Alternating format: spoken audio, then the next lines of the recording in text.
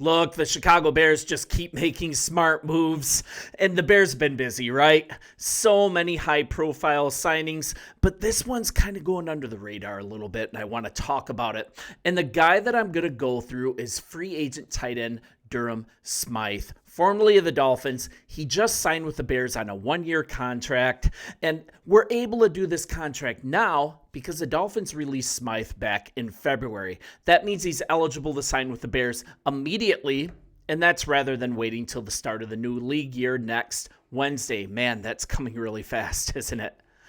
If you look at this move in a vacuum, it doesn't really move the needle, but I'm going to argue it's actually a really nice move.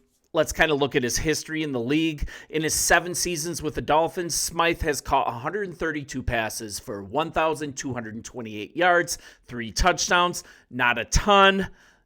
You look at him as a former 4th-round pick of the Dolphins. The guy's not exceeded 35 receptions or 400 receiving yards in his 7 seasons.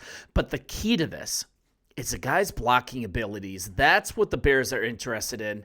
And it also feels like a culture signing. Smythe was with the Dolphins when head coach Ben Johnson was with them, as well as their wide receivers coach. And the book on the guy, he just works his tail off. He blocks incredibly well, and it really reinforces what Johnson has talked about regarding this offense, this no block, no rock mentality. And then if you look at it in a little more detail, Smythe played on 365 offensive snaps last season. That's the fewest since his rookie year, and he was used primarily as a run blocker. The Bears, we're going to expect him to play a similar role in 2025, and that's as long as Cole Kmet is healthy, of course. And then you're looking at Ryan Poles of new head coach Ben Johnson. They've already added Joe Thuney, Jonah Jackson to the offensive line. Adding in Smythe does something. It continues to improve the Bears' blocking for Caleb Williams, right? Potentially. And you know what? Keep watch on what the Bears do once free agency starts. It's starting to be very possible that Ashton Jeanty, he might very well be the pick at number 10. So we've got 2 Pro Bowl guards. And if a defensive end is signed in free agency, like let's say Trey Hendrickson, we do a low-level trade for him with Cincinnati, he's going to be available. The Bears can still take the best guy available and still have 2 early second-round picks. And looking at the numbers on this a little bit, a deal for one of the top pass rushers, it might run around $17 to $22 million a year. PFF projects top center free agent Drew Dalman to fetch about $14 million a year to $15 million a year on the open market. Both of these guys are very possible, but personally, I'm kind of leading towards signing Dalman as our first priority, maybe Kelly out of India at center, and you can definitely make an argument against signing Dalman. Not a lot of people are talking about this. If you look at him objectively, the guy's a 4th-round pick. That's proving you can find capable starters on day 3 of the draft, by the way. He has had some injury issues. He didn't really elevate the guys around. And on top of that, he's going to cost $15 million a year. Do we say no thanks? I mean, Dalman is great against the run, but he's had some pass protection liabilities, some issues there. And Kelly's looking as more of like, I would say more of a balanced player.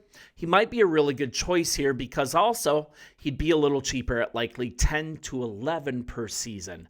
And Kelly, he might be a guy to bring in and draft a guy to develop and take over. Kelly can be a bridge guy. Just a thought. Just giving a different look at this. And this also might signal a pivot to the defensive line as well. There's a world that with a couple roster cuts, the ability to sign a guy like Kelly and take a big swing at end for Josh Sweat, for example, that's very doable. Sweat is on the right side of 30. He's on the upswing of his career on his 2nd contract. Could be really, really nice. There's also a connection there. I mean, Ian Cunningham, he helped draft him in Philly. The guy's 27 years old. He's averaged about 8 sacks a year, not to mention 2.5 sacks on Super Bowl Sunday that we just watched. That's really present in everyone's mind. And I'm saying this all because we are in a fantastic spot to be. We've still got $51 million plus in cap space, and there might actually be more salary cap space coming after we make a few more cuts. 2 more huge moves we could make and still in the top 10 in cap room. We've gotten these 2 big high-profile offensive guard signings. 2 is a coup. Does that make sense? That's weird. But we've done these 2 moves, and we're still in the top 10 in the NFL in salary cap room. We're really approaching some key dates here. So let's kind of look through what to expect moving forward. I can't believe all these things are coming up so soon. So when does the NFL free agency start? It's one of the biggest periods of the offseason every single year. You guys will be here for this, I hope. But it's where players whose contracts are up can sign new deals with any team, and it begins 11 a.m. March 10th at 2:59 p.m. March 12th. Teams can enter into negotiations with unrestricted free agents, and the signing period begins at 3 p.m. on March 10th. So essentially, the legal tampering period starts on March 10th, and then the formal signing period starts on March 12th. Now we're looking at where some of these trades can be finalized. When can teams trade?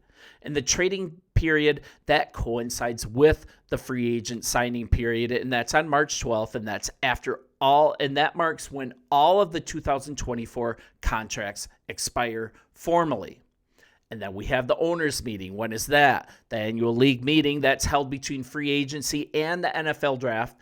That's scheduled for March 30th to April 2nd. It's going to be at the Breakers Resort in Palm Beach, Florida, in case you want to go. But the 3-day event, gathering of NFL owners, GMs, coaches, that's where a lot of these rule changes are discussed and voted on, along with handling some other league business. And we'd be crazy to think that these guys aren't talking to each other about players as well. And then we've got free agency for restricted free agents. That's April 18th being the deadline for restricted free agents to sign offer sheets. And then April 23rd is the deadline for the prior team to exercise a right of first refusal to restricted free agents who sign offer sheets with other teams. So we're kind of looking at this with restricted free agents. They can sign with any team, but if they leave their former team, would essentially get something in return via draft picks. These players' contracts are up. They must have accrued 3 seasons in the NFL to be eligible for this. And it's really kind of a cool thing because the NFL draft, April 24th through 26th, and that's in Green Bay, Wisconsin. Yuck, I know. And then finally, the 2025 NFL schedule. It's going to be released in May during a primetime event. Last year, the schedule was released on May 15th, and 2 years ago, it was scheduled on May 11th. You guys, there's so much exciting stuff going on here. You guys, it's been a fun season so far. Bear down. I'll be here.